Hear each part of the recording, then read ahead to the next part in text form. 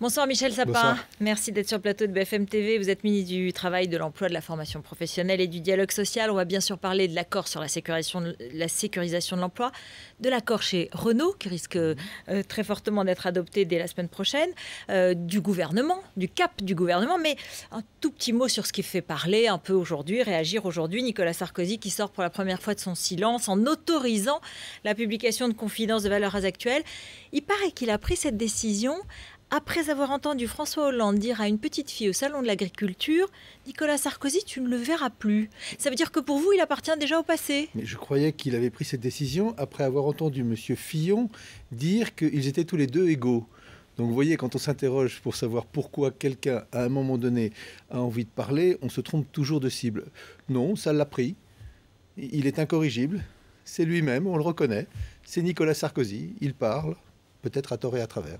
Vous ne croyez pas que c'est parce qu'il est un peu blessé de ne pas être cité, jamais cité par son successeur? Mais alors, il faudrait que, je ne sais pas, M. Giscard d'Estaing réagisse tous les jours aussi. Il doit être blessé tous les jours qu'on ne parle pas de lui. Non, c'est très difficile, je le comprends, d'avoir été et de vouloir toujours être quelque chose. C'est difficile, personnellement, je vous le dis d'ailleurs sincèrement, c'est difficile, certainement pour lui. Il a été battu. Et ce qu'a dit d'ailleurs François Fillon avec beaucoup de vent, je crois ici même. Ici même, chez Jean-Jacques Bourdin ce matin, avec absolument. beaucoup d'honnêteté. Et quand on est battu, on revient comme les autres. On n'est pas plus que les autres. Et quand on a eu des responsabilités, on essaye d'avoir un jugement pointu, un jugement acéré, ce qui ne m'a pas semblé être le cas lorsqu'il a parlé de l'intervention de la France au Mali. Exactement, j'allais vous poser cette dernière question sur ce chapitre. Nicolas Sarkozy critique la guerre au Mali. Il dit, la règle c'est qu'on ne va jamais dans un pays qui n'a pas de gouvernement. Comment est-ce qu'on va maîtriser une situation avec 4000 hommes seulement?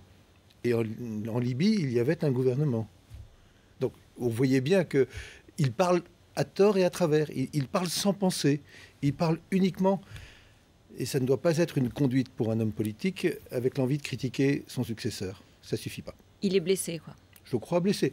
Et chacun voit bien, le jour où en plus il y a un 4e mort français, où tout le monde, tous les groupes politiques, tous les partis politiques, ça s'est encore avéré vrai il y a quelques jours, se réunissent autour de cette intervention française-malienne. Depuis la gauche jusqu'à la droite de la droite, tout le monde est derrière nos troupes. Et voilà, celui qui a été chef des armées qui aujourd'hui dit, allez, laissons-le de côté.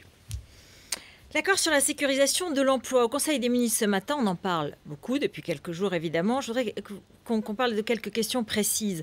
Est-ce que vous vous attendez au Parlement à une guérilla gauche contre gauche? Parce qu'on a vu des manifestants défiler hier. On a dit que la mobilisation était assez faible. Mais enfin, il y a des députés socialistes, il y a des députés du Front de gauche, des députés communistes. Pierre Laurent était à votre place hier, qui annoncent qu'ils veulent se battre contre cet accord. Mais que des parlementaires, qu'ils soient d'ailleurs députés ou sénateurs, en l'occurrence Pierre Laurent est sénateur, veuillent intervenir dans un débat, c'est quand même la moindre des choses. On va devant le Parlement avec un projet de loi. C'est pas pour lui dire, voilà, j'arrive, je repars avec. Non, il y a un débat, il y a une discussion. D'ailleurs, moi, je compte beaucoup sur ce débat. Parce qu'il y a des points, c'est compliqué cet accord, il y a beaucoup d'éléments. Pas facile de décrire de quoi il s'agit. Oui, il faut sauver des emplois, il faut assouplir les choses pour que les entreprises puissent s'adapter, mais en même temps, il faut sécuriser pour les salariés. Une fois que j'ai dit ça, j'ai rien dit, parce qu'il faut rentrer dans le détail. Donc je compte beaucoup sur ce débat, y compris avec ceux qui aujourd'hui pensent pouvoir le critiquer, ce texte de loi. Et je compte beaucoup sur ce point-là pour pouvoir démontrer que chacune des dispositions du projet de loi que j'ai défendu ce matin en Conseil des ministres est bonne pour les salariés. Chacune est bonne pour les salariés. L'accord de la honte, ont dit les manifestants hier. Oui, mais ça, c'est des mots qui sont au-delà de leur pensée, ce sont des mots inutiles. Et puis, il y en a qui ont dit, c'est la même chose. Nicolas Sarkozy, François Hollande, c'est la même chose. Les accords compétitivité, c'était les mêmes. Ils reviennent avec. Eh bien, on prendra les accords compétitivité de M. Sarkozy. D'ailleurs, ils ne sont pas rentrés en application. C'est ce qu'il voulait. Donc, c'est très difficile de juger quelque chose qui n'était pas une réalité. Et on regardera ce que nous proposons. Ça n'a rien à voir. Je pourrais le prendre point par point. Ça n'a absolument rien à voir. Il n'y avait aucune garantie, aucun encadrement. Aujourd'hui, les accords de maintien de l'emploi ne seront possibles que parce que dans l'entreprise, des syndicats représentant plus de 50% des salariés, ayant eu plus de 50% des voix devant les salariés, signeront ces accords. Vous imaginez, vous, des organisations syndicales représentant plus de 50% des salariés qui signeraient quelque chose qui serait désavantageux pour les salariés eux-mêmes. Donc il faut faire confiance au dialogue social. Au niveau national, il y a eu un dialogue de qualité qui a abouti à un accord. Dans les entreprises, il y aura un dialogue social de qualité. Et les organisations syndicales qui aujourd'hui, c'est parfaitement leur liberté, critiquent... Force ouvrière et la Force CGT. ouvrière et la CGT critiquent le projet de loi, seront demain, et c'est normal, parce que ce sera leur devoir, les premières à utiliser les outils que ce projet de loi met à leur disposition pour peser dans le débat dans l'entreprise. Juste un mot, les amendements de députés socialistes de l'aile gauche du PS qui annoncent qu'ils ne veulent pas être des greffiers, qui sont allés saluer les manifestants hier, ou bien les amendements des sénateurs communistes comme Pierre Laurent, vous en accepterez quelques-uns ?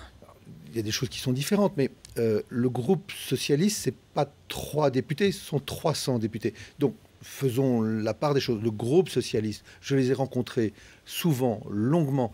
Ils sont convaincus de la vertu d'un projet de loi issu d'un accord entre partenaires sociaux, entre le patronat et les syndicats. Ils en sont profondément convaincus.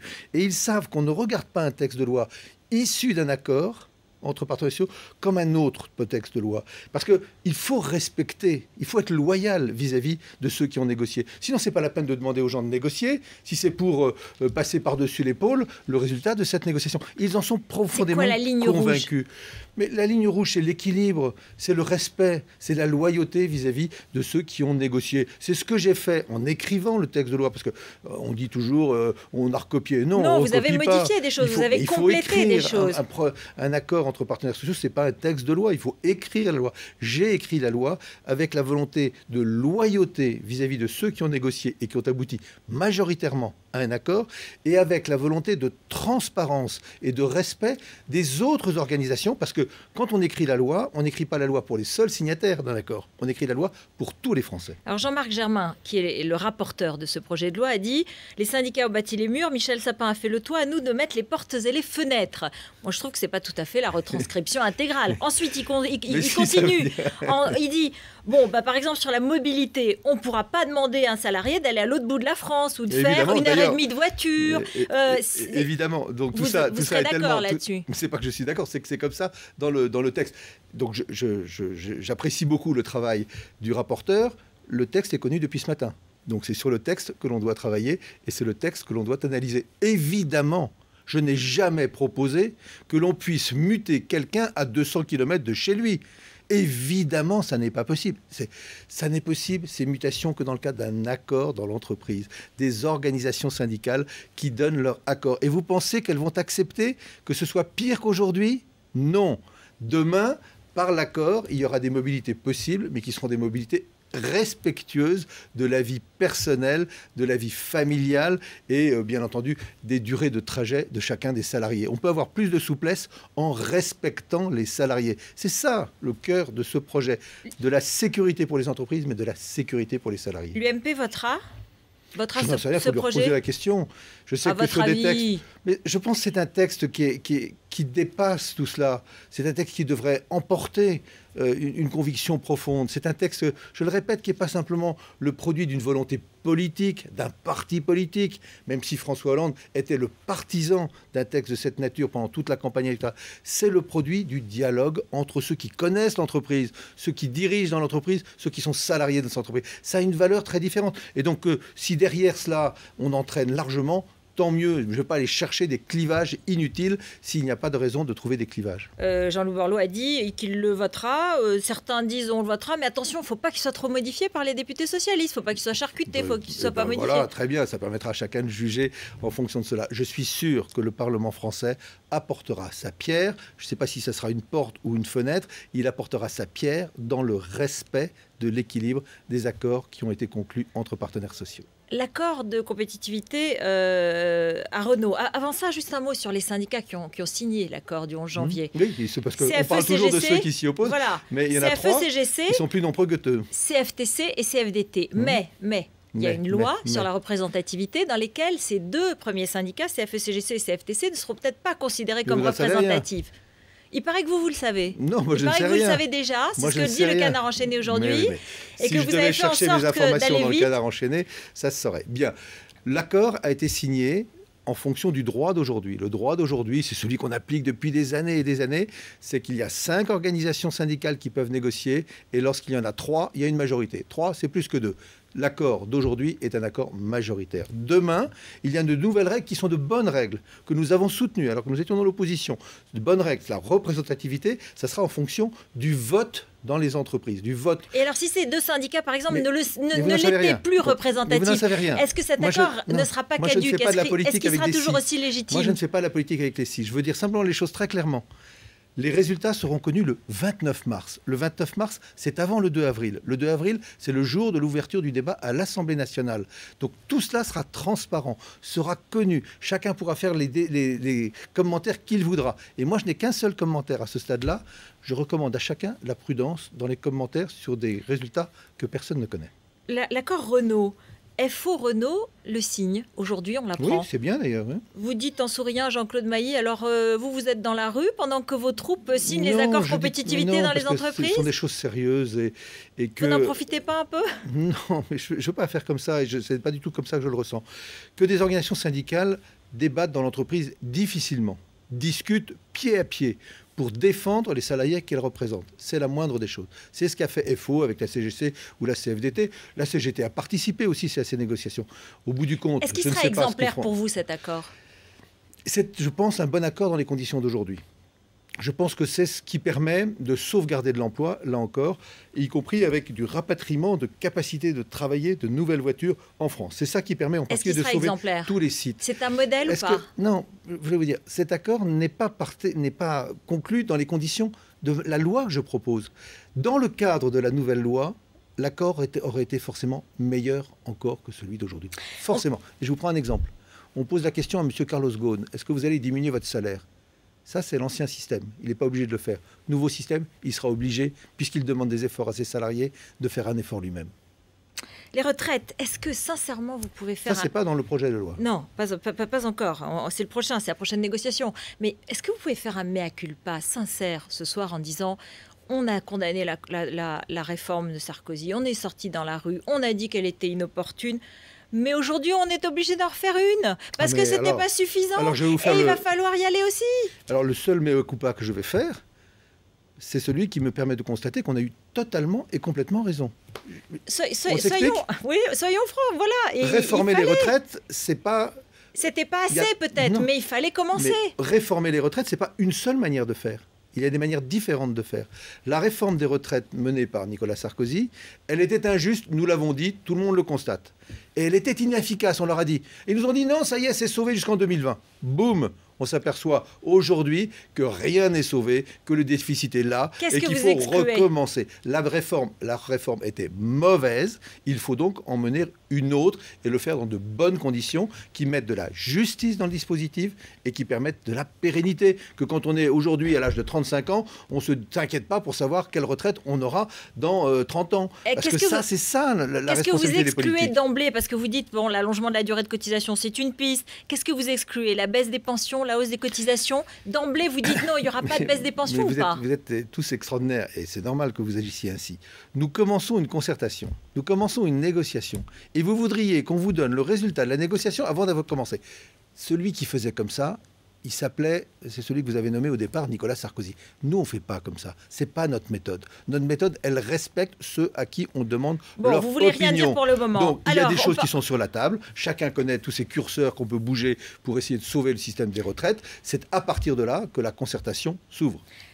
On traverse une crise très grave. Et ce qui saute aux yeux, c'est qu'il y a des couacs, des petites musiques perso, je sais pas, un ministre des Affaires étrangères qui donne les prévisions de croissance avant le ministre de l'économie, deux ministres qui discutent sur la taxe sur le diesel. Un jour, on entend fiscalisation des allocations familiales. Tous les jours, on se dit... bientôt, on va demander 2 milliards, non 4 milliards, non 6 milliards, on ne sait plus. Ça y est, arrêtez, non, je ne sais plus, là. Non, mais pour ce qui vous concerne, en l'occurrence. Et on ne sait plus, et on se dit, mais il y a un problème avec la méthode Hollande ou avec la méthode Hérault. Il y a un problème avec la méthode du gouvernement ou du président. Non, je ne le crois pas. Il y a une difficulté qui est due au fait que, par exemple, vous parliez fiscalisation des Non, je parle de la méthode. Oui, moi, je prends les exemples, parce que vous appuyez sur des exemples, une critique de la méthode. Qui a parlé de fiscalisation des allocations familiales? Est-ce qu'il y a un ministre qui a parlé de cela? Non, mais dans les autres exemples, vous savez bien que j'ai raison. Qui en a parlé? C'est la Cour des comptes. Bien. Alors, on prend une préconisation de la Cour des comptes comme étant une volonté du gouvernement. Non. Entre la Cour des comptes et le peuple, il y a nous, le gouvernement. Justement, et c'est gouvernement, ce que nous proposons, il y a des avis et non pas ce qu'ils disent, qui est en l'occurrence légitime par rapport au peuple. Et il en va comme ça de beaucoup de points. Qu'il y ait des débats au sein du gouvernement. Mais vous avez toujours connu cela. Ne dites pas que c'est d'aujourd'hui. On pourrait regretter que ce soit comme ça a pu être naguère. Mais pendant des années et des années, pendant toute la période Sarkozy, vous aviez des trucs qui étaient lancés et ensuite on disait mais non, c'est pas vrai. Donc voilà, ça fait partie de la vie et ça fait partie de la vie médiatique d'aujourd'hui. Dès qu'il y a un tout petit truc, immédiatement, ça devient, dès qu'il y a une petite tâche, ça devient un gros pâté. Est assez autoritaire au sens, est assez clair, est assez ferme. Est-ce que son cap est assez clair pour que les ministres n'aillent pas dans tous les sens? C'est ça ma question. Est-ce que je vais dans tous les sens? Il paraît qu'on l'appelle Est-ce que vous avez le sentiment que je vais dans tous les sens? Il paraît que dans le microcosme, dans les ministres et tout, on l'appelle Pépère. Je ne sais pas qui Pépère. L'appelle comme ça. Moi, je l'appelle François et ça me suffit, dans l'intimité. Pour le reste, c'est le président de la République. Mais donc, est-ce que vous avez le sentiment que je vais dans tous les sens? Bon, je sais rien, je ne me lance pas de compliments, mais je n'ai pas l'impression d'aller dans tous les sens. Je n'ai pas l'impression de lancer comme ça des choses. Bon, nous travaillons, nous le faisons avec cohérence, nous le faisons avec constance. Après, il y a l'écume des choses. Moi, l'écume des choses ne m'intéresse pas. Ce qui m'intéresse, c'est le niveau de l'océan. Donc, pour l'instant, on est en train d'essayer de faire en sorte que l'océan soit le plus efficace possible, que le vent de la croissance soit le plus fort possible pour faire reculer le chômage. Le président doit s'expliquer, il va s'expliquer bientôt. Mais doit, c'est pas à vous de donner des ordres au président. Non, il doit. J'entends des tas de commentateurs dire il faut qu'il parle, il faut qu'il parle. On a toujours entendu ça d'ailleurs. Il faut qu'il parle, il faut qu'il parle. Eh bien, écoutez, il parlera le jour venu quand il en ressentira le besoin. Merci Michel Sapin, restez avec nous. Tout de suite, c'est le journal de Tiffany Oswald et ensuite on débattra avec Roland Quérol et Jacques Séguéla. À tout de suite.